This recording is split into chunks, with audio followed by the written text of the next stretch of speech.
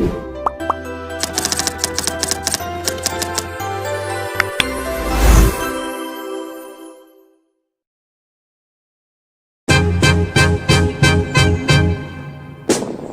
I call you Rose? 'Cause you're sweet like a flower in bloom. Assalamualaikum anak-anak. Waalaikumsalam, Ibu.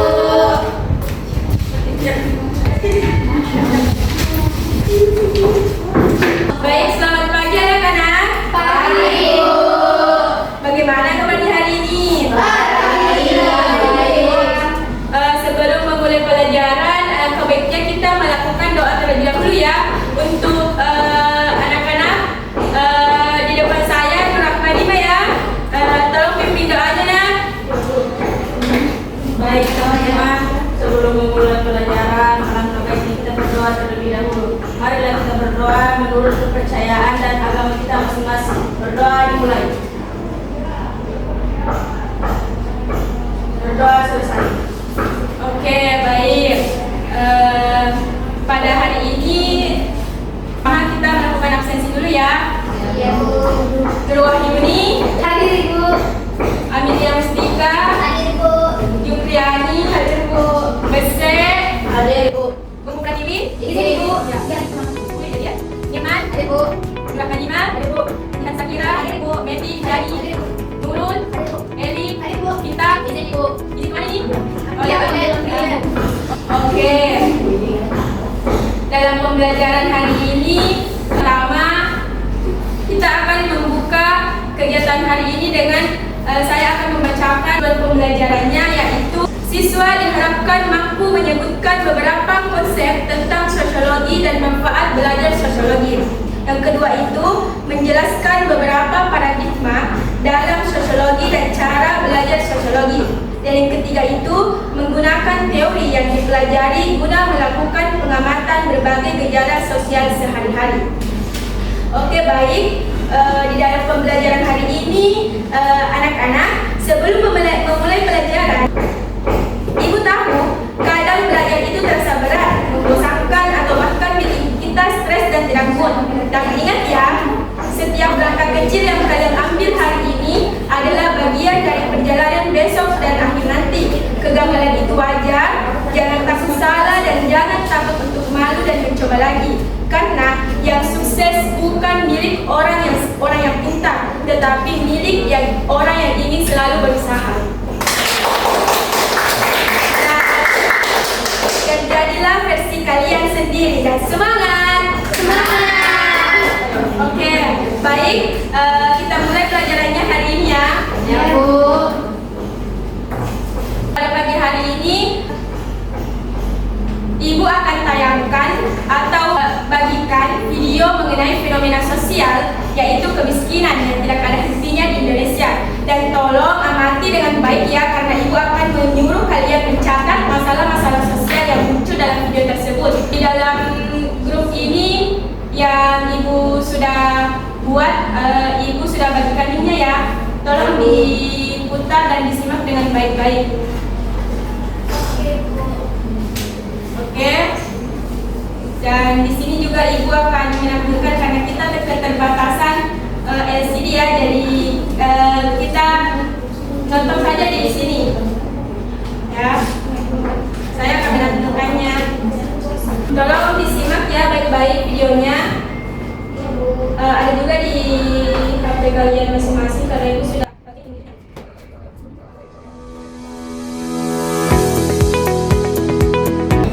Oke, anak-anak kalian kan sudah melihat tayangan videonya.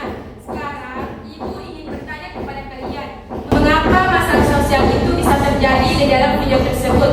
Ada yang bisa menjelaskan kepada Ibu satu orang? Saya, Ibu. Oke, baik. Namanya siapa? Perkenalkan, nama saya Jen Zakira. Ya. Silahkan Jihan. Jadi, mengapa masalah sosial ini bisa terjadi dan apa yang menyebabkan kemiskinan ini masih terus berkembang di Indonesia? Yang pertama yaitu karena rendahnya akses dan kualitas pendidikan. Ya. Yang kedua, tingginya pengangguran dan pekerjaan yang tidak layak. Yang ketiga, ketimpangan distribusi kekayaan. Yang keempat, bantuan sosial yang tidak tepat sasaran. Dan yang terakhir itu ada korupsi dan kebijakan yang tidak inklusif. Oke, baik. Jawabannya bagus ya. Tolong berikan aplaus kepada temannya. Oke, Ibu sedikit menambahkan penjelasannya ya. Kemiskinan ini memang terus-menerus menghantui negara kita. Itu karena apa? Yang satu, karena ketidakadilan di Indonesia belum mencukupi. Ketidakadilan itu ada pada sila Pancasila, yaitu sila kelima, keadilan sosial bagi seluruh rakyat Indonesia. Contohnya, ibaratkan kita melamar pekerjaan, kan di Indonesia itu kalau kita melamar pekerjaan pasti banyak sekali kan persyaratannya. Dan coba bandingkan di negara lain, pasti di negara lain itu kayak ya mampu saja bekerja dengan tim, tidak ada yang kayak persyaratannya harus S2 kah, S3, pengalamannya itu harus cantik, berwibawa, ganteng, nggak kayak di Indonesia. Dan ada juga yang di Indonesia juga ada itu namanya sistem orang dalam. Jadi yang tidak punya orang dalam itu bagaimana?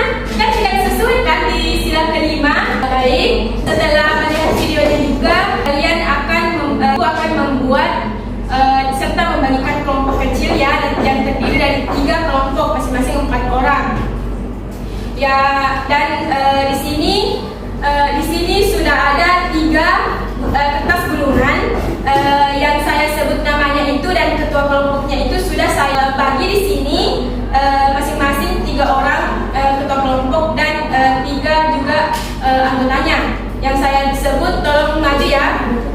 Nurah Kalima.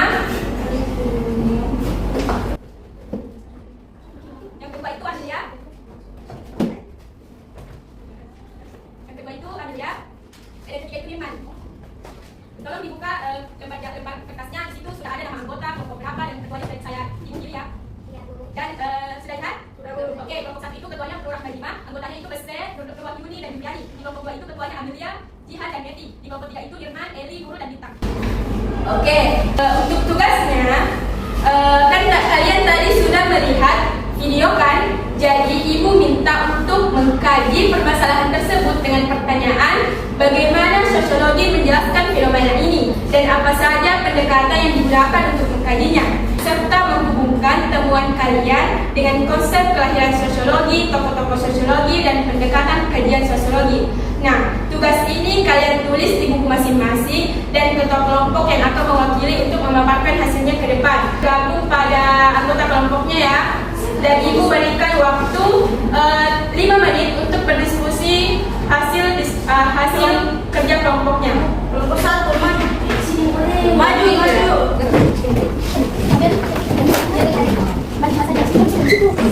Ada yang sudah diskusinya?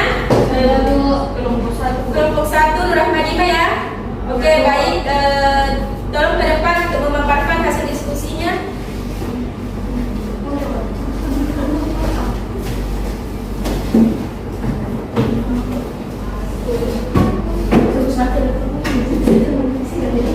Oke, silakan. Bapak Ibu, terima kasih atas kesempatan yang diberikan kepada kelompok kami ya. Saya Nurah Kalima Fandi, perwakilan dari kelompok 1, yang dimana kami mengambil permasalahan sosial yang ada di sekitar kami, yaitu kenakalan remaja. Oke, bagus sekali ya, kenakalan remaja. Oke, pertanyaannya itu bagaimana sosiologi menjelaskan fenomena kenakalan remaja dan apa saja pendekatan yang digunakan untuk mengkajinya. Oke.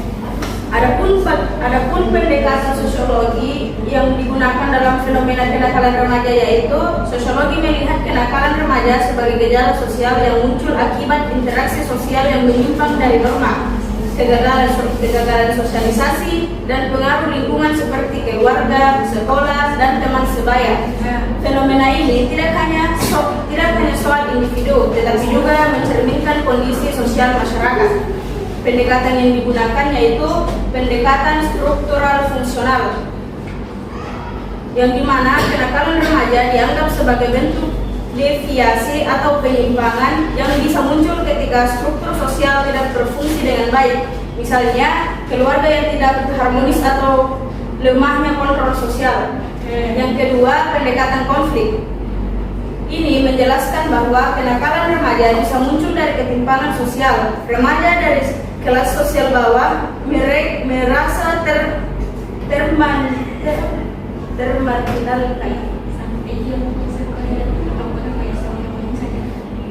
termarginalkan dan menunjukkan perlawanan melalui tindakan menyimpang. Dan ketiga, pendekatan interaksionisme simbolik. Fokus pada bagaimana remaja membentuk identitas mereka melalui interaksi. Jika seorang remaja sering dilabeli nakal, maka label itu bisa membentuk perilaku menyimpang yang sebenarnya tidak mereka lakukan sebelumnya.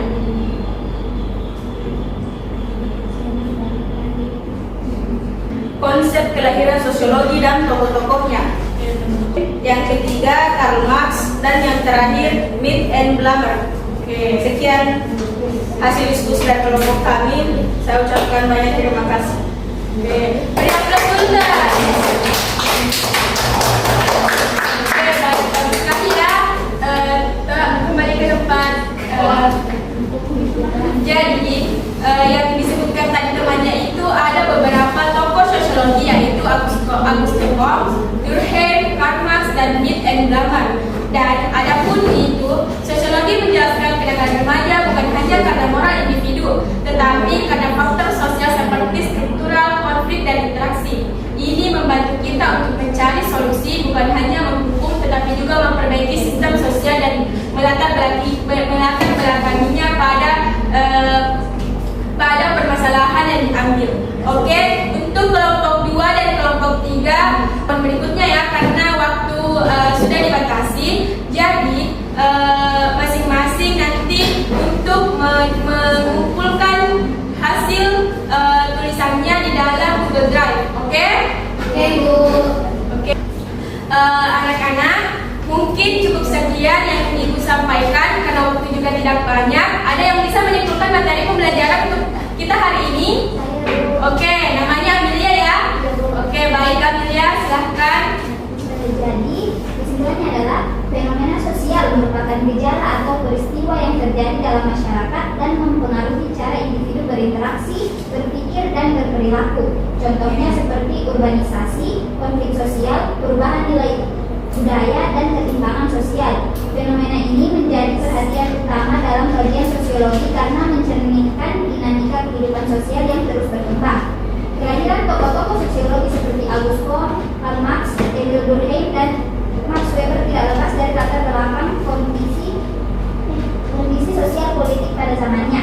Misalnya yang pertama Auguste Comte, yang kedua Karl Marx, yang ketiga Emil Durkheim, yang keempat Max Weber.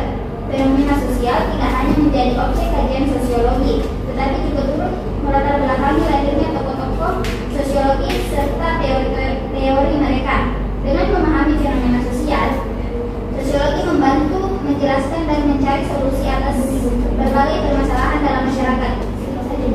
Oke, baik ya. Baik, itu dulu materi kita hari ini. Semoga bermanfaat ya, dan tetap semangat dalam belajar dan menambah ilmu. Wassalamualaikum warahmatullahi wabarakatuh.